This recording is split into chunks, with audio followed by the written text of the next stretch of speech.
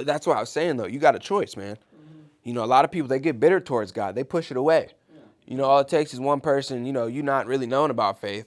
One person that claims to be in faith ruins it for you. And now you got this whole viewpoint of Christians. And Christians don't got a good name in America. They don't. You know, people, you hear the word Christian, people are like, oh, one of those guys. One of them, man. And it took a real follower of Jesus Christ to preach the gospel to me. And man, you know, and you know, even after I went to church, man, it wasn't no light switch. It wasn't, you know, I went to church for a long time without actually applying what I was learning.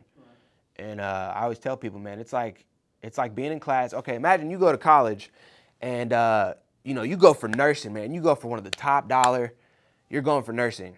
And the whole time you're in college, man, you're worried about partying. You're worried about all the girls. You're worried about everything. And then they slap you with the test. And then you fail it. And then now you're out of college. And now you still got all this debt. And it's like, oh, man, if I would have just listened, if I would have just paid it, if I would have just, and now you don't get no redo, man. And it's like, I went to church for a long time. You got 2 tables you can sit at. Both got different cards. You got the devil's table, you got God's table. You got the devil's cards, you got God's cards. When we're born, man, we're sitting at the devil's table. We're playing with his cards. We're playing his game. We're playing it. It's great. And then, you know, you start getting sick of it. You start getting, let me go over here. Let me try this one. So now you're in the middle. All right. Now you're in this house with these 2 people, and you can't play his game with his cards. You try to play his game with his cards, man, it's a wrap. And, you know, that's what happened to me. God flipped the table. Man, I'm sick of you trying to bring these cards over. That's not how we play this game. And that's what happened to me, man. And it made me get serious. Like, all right, man, you want to keep playing with me? You pick up the table. You put the cards back on. Let's play it correctly. And that's what I did, man. And ever since then, my faith has been true. It's been real. I'm getting to really see what he's doing in my life, man, how he's changing my viewpoints on things. And, man. It's like when you see it, you can't unsee it. Yep. You know what I mean? Man, you know, it's like, just like you're saying, you know, man, hey, your buddy dies, and man, hey, you're feeling depressed, you're going, you know what I mean? And it's actually, you feel far from God, but at the same time, you're getting closer. And through pain, through whatever circumstance. And man, that's the whole deal. That's the same like with me, man. It became real when I finally just crashed and burned, man. And then, you know, everybody prays, you know, you get a flat tire. Oh, Lord, help me, man. I got a flat tire. I'm going to jail. Lord, help me get out of jail. Lord. Everybody, you know, like using them as a spare tire. But then when it gets real, man, you see, there's no, and you've been a big inspiration to me, just watching your life, man.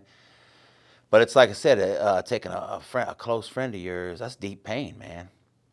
I mean, that's just real. That's real pain. And man, everybody's going through some kind of circumstance. And it's like, whew, man, everything you ever heard about Randy Baker is worse.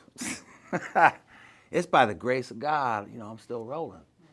And man, I feed off of stories like this because that's what I mean. It's not you get to thinking, man. You start thinking about, man, what look at all my story here, man. All of a sudden to this is how, God, if you really love me, man, why would you let this happen to me? And man, hey man, he get your attention, you know. He got to break you down. Yeah. He got to break you down. We was talking yesterday about, you know, being in the gym, man. Hey, you're going to the gym. That's it. And you're pumping, man. You're at leg day. You're hitting them leg curls. You're doing squats, man. You're busting. Then all of a sudden, hey, man, somebody pray for me, man. My legs are burning, man. Somebody pray for me, man. And that's how folks in the church, that's how folks take God. Mm-hmm. Oh, man, hey. Man, I lost my job. Lord, help me. Hey, he's using that fire. He's using that trial. Call on him. Yeah. Get your attention. Call on my name. Man, hey. I mean, I put that in my pipe and smoke that right there. It's like, shh. Yeah, I mean, you know, like you were saying, man, when it becomes real, that's like when I lost Curtis, man, I learned a lot from it. It was worldly wisdom, though. You know, I looked at it like, you know, somebody put a fire up under you. You can either use it to cook your food or it's going to burn your house down. One of the two, man. But you got a choice there. And, you know, I had all this. I learned so much from it. But, you know, and even the grief process, man. I remember when he first died, everybody trying to tell me, you know, oh, you're going to go through this. You're going to go. I was like, I don't want to listen to none of that. Right, I'm going to go through this grief process, how I need to go through it. Mm-hmm.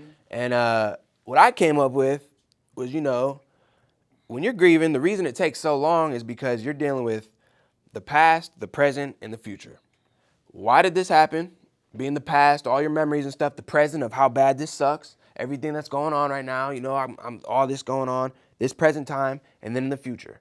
What is all this going to bring without him here? What are we going to do on Christmas? What are we going to do for his birthday? Think about all this. That's what grief is. That's why it takes so long. Jesus Christ, his word's been the same yesterday, today, and forever. Don't change, man. Right there, man. He's the solution. So it's like, it's just crazy putting different things into perspective. When you compare any worldly wisdom to God's wisdom, God already done said it. He done said it better. And you know what's about this story too, what's really inspirational is that how many events you done since that happened? Man, we done did, probably like 10 or 15. But what I'm seeing from just watching the whole thing, man, I'm seeing these kids looking up to you. And they're seeing you, man, and you're rising up. Hey, God's taking you, through some fires and stuff, raise you up, and these kids are looking to you, man. Like I said, Miles, hey, he looks to you. You're the man in his life, you know what I mean? But I'm seeing all these other kids and just saying that, hey, he used that pain, he used that tragedy for a lot of good stuff to come out of it, man. And then here your faith, here your whole life changes. That's awesome, man. Seriously, that's because, like I said, this last event, how many bikes you have downtown? Man, we probably have about 200-300 people. We have a ride out every year for Curtis's birthday, man. They do it big. They awesome. Do it up. These kids, they all just want it, man. It gives them so much. And that last event down there at the skate park. Oh yeah. Hey, I was checking that out. Man, they're treating these kids like rock stars, man. And it is cool. That, you know what I mean? They're giving them bikes, free bikes, and they're doing their stunts. I mean, that was really something. And anyway, I'm just saying, it's kind of went to another level. The kids, you got to think though, if the kids don't pick it up, if the kids don't think that this is cool, it's going to die. You got to get the kids in it. That's the most important you know what I mean? part. You look at nowadays, I'm just saying, the kids aren't playing in the streets like they used to. There's all this fear, whatever. They're playing the games in the house. But I mean, this gives them so much hope, vision, direction, and it's just something really cool, man. And then, like I said, you got your faith in Christ, and you're, as a testimony. Right. It's big stuff. When I was going through all that, man, you think about doing a wheelie, and one, you don't feel nothing. You can't think about anything. Your wheels up in the air, man. It's impossible to think about, I got $1,700 due 2 days. Right. Bro, your wheels up in the air. You cannot think about nothing but right now in this moment. And for me, that was my outlet. It blocked everything out. Shoot. I was running from my own feelings, bro, and that's why I kept the wheel up, because that was my outlet. That's where I went to hide, and I didn't have to feel nothing. I didn't have to think about nothing but what was going on right now. And I knew my friend was proud, so it was like, put that wheel up to him, man. Get that wheel up, man. See, back in my day, it was Evil Knievel was the man.